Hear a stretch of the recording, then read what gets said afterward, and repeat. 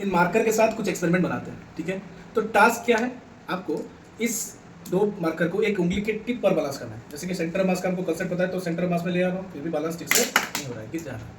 तो क्या कर सकते हैं, कुछ ऐसा ट्रिक अपना सकते हैं जैसे ये दोनों पेन बैलेंस हो जाए। जैसे कि मैंने इन दोनों मार्कर पेन को इधर फंसा लिया एक दूसरे से, आप देखिए ये एक उंगली पर बैलेंस हो रहा है, ठीक है। अच्छा, ऐसा बैलेंस क्यों हुआ, यहाँ पे ये जो कंडीशन है उसको बोलते हैं rigid body equilibrium condition. Equilibrium मतलब क्या है, जिनमें नेट फोर्स जीरो हो जाए उसको बोलते हैं इक्विलिब्रियम।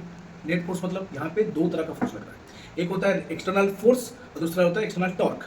टॉर्क क्या होता है, जिसके वजह से रोटेशनल मोशन होता है। तो ना तो यहाँ पे ये जो कंडीशन है, यहाँ पे जो नेट एक्सटर्नल फोर्स होता है ट्रांसलेशनल मोशन, ट्रांसलेशनल इक्विलिब्रियम रहता है, दूसरा होता है रोटेशनल इक्विलिब्रियम। तो यहाँ पे देखिए स्टैटिक पोजीशन पर है, इसका mg फोर्स ऊपर नॉर्मल एक्शन बैलेंस हो जाता है सेंट्रल मास। तो ये हो गया ट्रांसलेशनल इक्विलिब्रियम। दूसरा क्या है, रोटेशनल टॉर्क।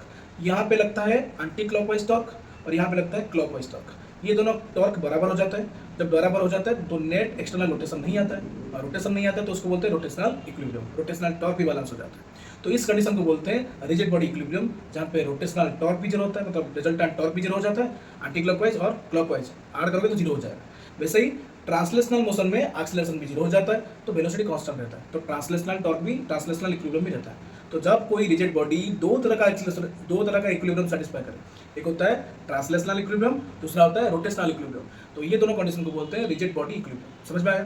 तो दूसरा टॉपिक में मिलते हैं दूसरा एक्सपेरिमेंट के साथ, एक नया कंसेप्ट के साथ। तब तक के लिए लगे रहे OSI इंस्टीट्यूशन के साथ, ठीक है। जय